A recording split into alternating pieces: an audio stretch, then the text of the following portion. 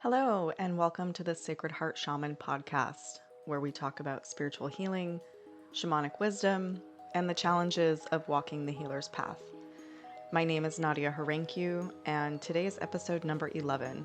We will be talking about how one works with vulnerability and shame.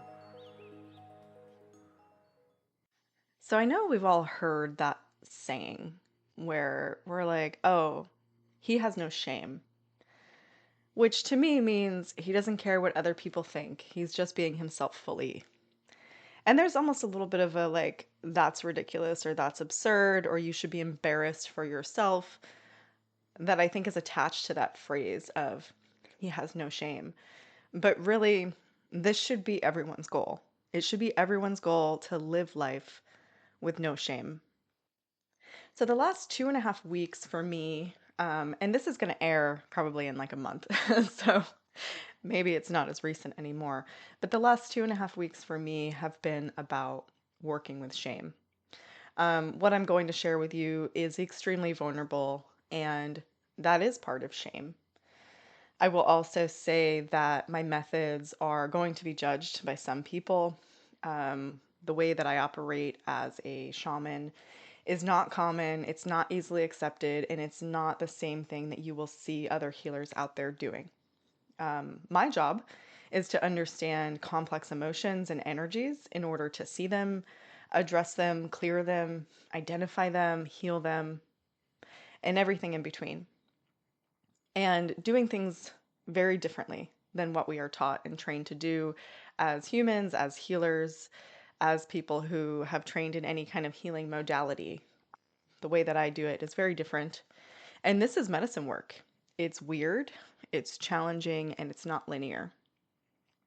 So, my goal with anything that I work with is to give it time, give it faith that the emotion, when offered the opportunity to be seen and have light shown on it, will get healing that it needs. Um, it gives it the opportunity to be loved. And when things are acknowledged or loved, they don't remain in the shadows and running our life unconsciously. This is how we understand the darker aspects of ourselves. This is shadow work. Things remain in the shadows because they are not fully integrated until we see them, love them, and embody them. And so, what I'm going to share with you is about shame. It is about vulnerability. It is something that, a lot of people advise me not to share, a lot of other healers. But it's me. This is how I work. And I work through sharing my personal experience. I work through experiencing your stuff as I work with you because that's how we heal. That's how I heal. So, first, I want to define shame. And I believe that shame is an emotion that's created after someone, which is yourself or someone else, judges you for being you. It is to feel shame about being yourself fully, about speaking your truth, or how you show up in the world. I believe that shame goes hand in hand with vulnerability, and that often we present in the world with a level of vulnerability and we are met with shame because we're not received, accepted, acknowledged. Maybe we are judged for the things that we say or do, and it creates this emotion of shame. Um, the way that I work with shame is kind of on a level that's a bit deeper than that. So, shame, because it's an emotion that gets kept in the shadow, a lot of people are not able to see it or acknowledge it. It would be called like a demon, an inner demon, we'll say. And so I work with the shame demon. And it is that collective energy that resides within you, within the collective. Um, it's like a pool of energy that has consciousness, that has sentience, because we feed it unconsciously by not looking at it directly. And so I speak about shame in this regard as if it's its own entity that needs to be seen, witnessed, loved, and experienced. So, my method of sharing is by storytelling. It is by sharing personal experience. and I'm going to share my recent experience of shame with you. So, about 2.5 weeks ago, I shared a piece of myself with someone who makes me feel very, very vulnerable in a way that has me feeling safe enough to express myself fully. I know that I will be received. I know that I will be maybe not loved, but certainly not judged. And I feel incredibly safe and secure showing up completely as myself. Now, I have never met anyone who makes me feel this way. And so it's a really unique and wonderful and also challenging position to be in. So, about 2.5 weeks ago, I revealed myself in a much deeper way than I ever have before to anybody and really put myself in a position to be rejected, we'll say. Judged, rejected, um, unacknowledged. Mostly rejection is the fear, I think. And I did not receive any acknowledgement. And that was fine. I had made peace with that before I even put myself out there. But what I did not expect was about 3 or 4 days later, after putting myself out there and not receiving the acknowledgement, is when the shame vortex came in. So I watched this. It's almost like a monster that roared inside of me, and I was like, "Oh shit, here's the shame." The shame of I put myself out here. I'm judging myself for doing it. That was a mistake. Oh my God, you're too much. You revealed yourself. Nobody wants you. Nobody likes you. Nobody accepts you. All the stories that I have running in the background anyway, but they're also so far in the background that I never have the opportunity to address them. So all of this came up 3 or 4 days after I revealed myself. And the first day resulted in drinking. And I allowed myself the space to drink. So I'm not a everyday drinker. I've recently pretty much stopped drinking in the last couple months. And so this was really interesting. And I'm like, all right, I want to drink. Let's do it. Gave myself permission to drink. Full evening's worth of gin and tonic. It was great.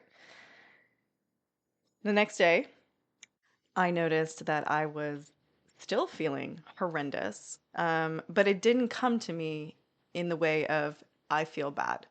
It came to me in the way of I want to eat. And I know through doing a lot of emotional processing around eating and food that that means I feel bad and I want to feel better. So if I'm not eating the things that I have agreed with myself that are okay to eat, I know there's something emotionally going on and I need to address it. And in this case, because I could see what was happening on the bigger level and I could see my urge for, you know, we're not going to call it binge eating, but emotional eating. And I said, all right, we're going to give this space and we're just going to watch it. And we're still going to record our food. We're still going to keep in mind our big level picture, but we're going to say, okay, you feel bad. Here's the container to feel bad. Gave myself 24 hours with it. On the third day is when things got weird. And so I have this belief in my work, in my life, that if we give something the container, if we give something the love and non judgment to really reveal itself, that is where healing can happen. And so I really stuck to my guns this week as I was watching the shame come out of me in really shadowy ways, the drinking, the eating. On the third day, I said to myself, you know what? This is clearly an unavailable thing. I am trying to be after people who are emotionally unavailable. If I'm going to do that, why don't I do it on purpose? And I signed up for an account with Ashley Madison. So, Ashley Madison is a dating site specifically for married people looking to have affairs. Now, before you judge me, I did nothing with this account. I did not talk to anybody. I did not go on any dates. Like this, that is not the point. The point is, I have this shadow piece that is asking to be seen, and I give it the space that it needs to feel witnessed and heard. So when we give ourselves space to really feel or fantasize or lean into whatever energy is coming up, it allows it to move through instead of driving us to make decisions that we will regret later. So I sign up for this account. I'm immediately disgusted and also a little intrigued. And I have I'm receiving so much input on what I've put out there. I'm not responding. I'm not engaging. I'm allowing myself to lean into the fantasy of it though. Like, here you go, Nadia. You have this belief that you want an emotionally unavailable person. Well, there you go. Look at all the options. I sat with this for about 48 hours and really allowed myself to have the fantasy. And then at the end, it was like, oh crap, this is bad. This is dark. This is not actually a hole that I want to go down. And I deleted the account. And then I spent a few days reflecting on this whole experience. And I was so surprised to see how shadowy or how from the shadows all of this felt. Like it was almost like a primal unconscious urge that wants to reach for alcohol, that wants to reach for food, that wants to reach for sex or companionship that's not actually aligned with who I am and what I want on a higher level. And when I gave it the opportunity to exist without judgment, it moved so fast through my body. And then I had a massage on Monday. So now it's a full week since I revealed myself to this person and like shared some really personal things. I went for a massage with this woman here in Vancouver. Her name is Rebecca. Her information is on my organization website. She is a phenomenal massage therapist who's moving more into coaching and spiritual work. But I had a session with her. And in this session, when I turned over and I was face down, I felt shame move into the room and it came directly in front of me. And it felt like I was meeting the energy of my shame monster. And there was no fear and there was no disgust. It was like an acknowledgement of you have moved shame out of your heart. Like, good job, Nadia. This is amazing. Um, and it was like a full circle moment. It was really peaceful, really beautiful. And then also this energy of that person that I sent the message to a week earlier of us like dancing and playing and all this love between us, and also seeing their shame because they have a deep well of shame and that allows them to hold me in my shame. This is one of the cool things of medicine work is seeing all the connections around dynamics and why people come into our lives and how space holding actually works. So if someone has a deep well of their own shame that they have cleared or maybe they're still carrying, they can match you in your shame and make it a safe place for you to process yours. And that's the case in what happened. So by not even interacting with this person that I was vulnerable with, like directly and ongoing, just by them existing and allowing me to share myself, the shame moved through my heart and my body. So it was just really cool. And that was fun. And then I had a few days of break. And then I had the opportunity to use what I had learned. I had facilitated a healing container. There was a triggering of one of the participants that happened, and it brought up deep wells of shame for several people that had not been able to process shame in their past. And now, this is the coolest part about being a medicine woman for me. So, I had this whole process with shame, learning about it, witnessing it, clearing it for myself.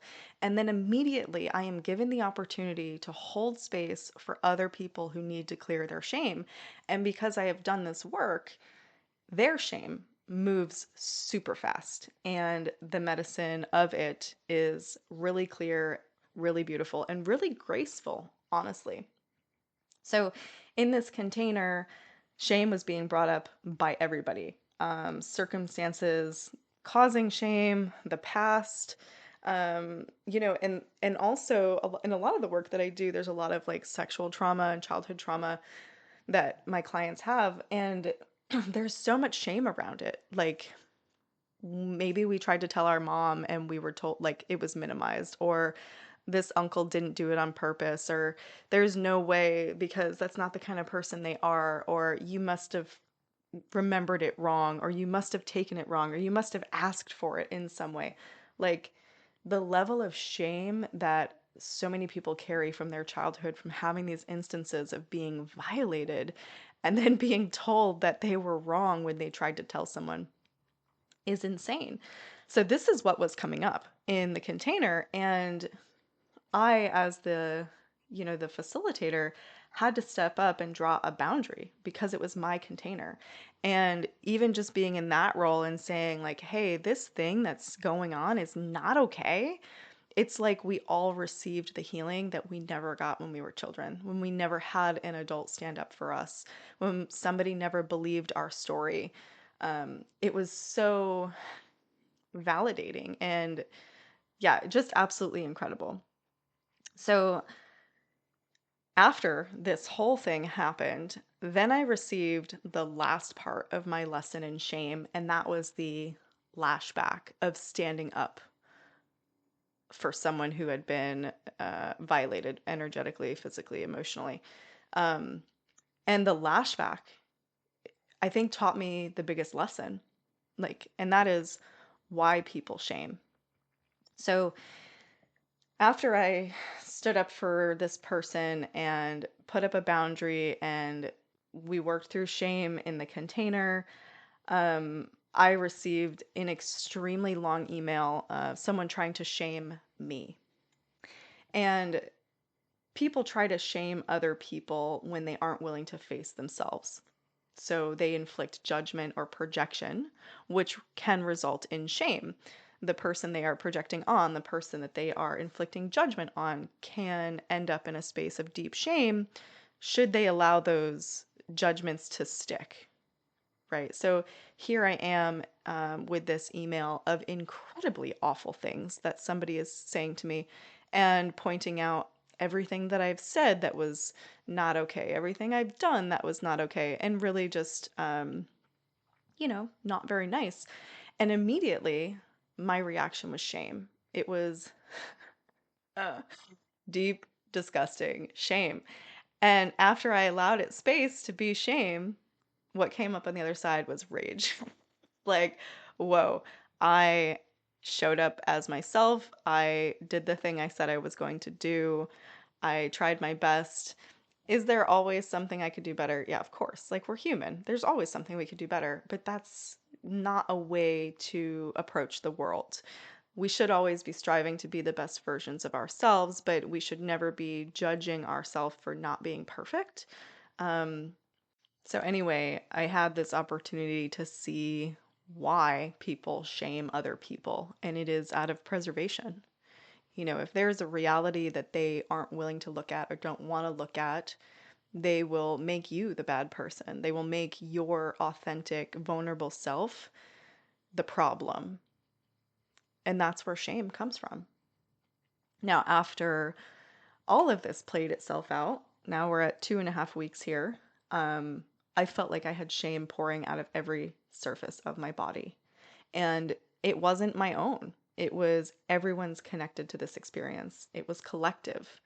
And part of my job as a medicine person is to move these energies, it's to acknowledge them and it's to feel them. And, we talk about things like depossession or what's the other one? Extraction.